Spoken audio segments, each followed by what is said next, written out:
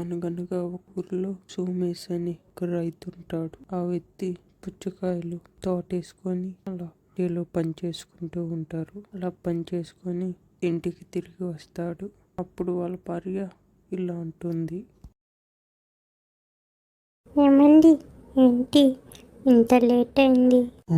అది కాదే, ఈరోజు పుచ్చకాయ తోటకి నీళ్లు కట్టొచ్చాక అందుకే ఇంత లేట్ అయింది. సేపు కట్టుగా పోయారా? ఇంత లేటుగా వచ్చి అన్నం తింటే మీ ఆరోగ్యం ఏమైపోద్ది? అది కాదే, 2 రోజుల్లో పుచ్చకాయలు పట్నం తీసుకొని పోయి అమ్మాలి. అందుకే ఈరోజు లేట్ అయినా నీళ్లు కట్టొచ్చాను. సరేలే, కళ్ళు కడుక్కొని రండి, అన్నం తిందురు. అలా అని చెప్పి 2 రోజుల తర్వాత పుచ్చకాయలు అమ్మటానికి పుచ్చకాయలన్నీ తీసుకొని పట్నం వెళ్తూ ఉంటాడు. అలా పట్నం వెళ్ళి పుచ్చకాయల వ్యాపారి దగ్గరికి వెళ్ళి, ఏంటి బాబు, మీ దగ్గర ఎన్ని పుచ్చకాయలు ఉన్నాయి ఏంటి? నా దగ్గర 2000 పుచ్చకాయల దాకా ఉంటాయి సారు. 2000 పుచ్చకాయల? పుచ్చకాయకి 5 రూపాయలు ఇస్తాను. 5 రూపాయల? 5 రూపాయలంటే మేము వాటికి పెట్టిన పెట్టుబడి కూడా రాదు కదా సారు. ఎట్టయితే ఎట్ట సారు, ఇంకొక మాట చెప్పండి.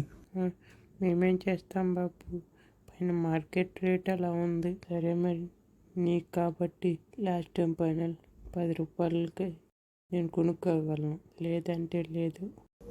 10 రూపాయలు? సరే బాబు, ఏం చేస్తాం, తీసుకోండి. అలా పుచ్చకాయలు 10 రూపాయలకి అమ్ముకొని ఇంటికి తిరిగి వస్తూ ఉంటాడు. అప్పుడే దాహంగా ఉందని పక్కనే ఉన్న జ్యూస్ షాప్ దగ్గరికి వెళ్తాడు. బాబు, ఒక యాపిల్ జ్యూస్ ఇవ్వా? 80 రూపాయలు. 80 రూపాయల? మరి పుచ్చకాయ జ్యూస్ ఎంత? 60 రూపాయలు. 60 రూపాయల? రేట్లు విని ఏం కొనుక్కోకుండా ఇంటికి వెళ్ళిపోతాడు. ఇంటికి తిరిగి వస్తాడు. ఇంటికి తిరిగి వచ్చి ఇలా అనుకుంటూ ఉంటాడు.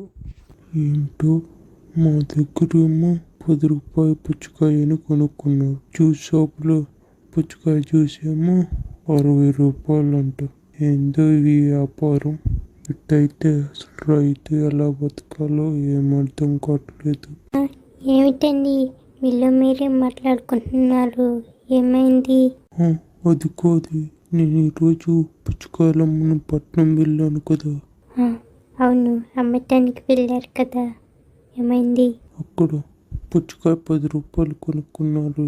అది నేను తిరిగి ఇంటికి వస్తుంటే జ్యూస్ షాప్ దగ్గర పుచ్చకాయ జ్యూస్ ఎంత అని అడిగితే 60 రూపాయలు చెప్పారు. ఆ మాటలు విన్న వాళ్ళ భార్యకి ఒక ఉపాయం వస్తుంది. ఏమండి, ఒక పని చేద్దాం.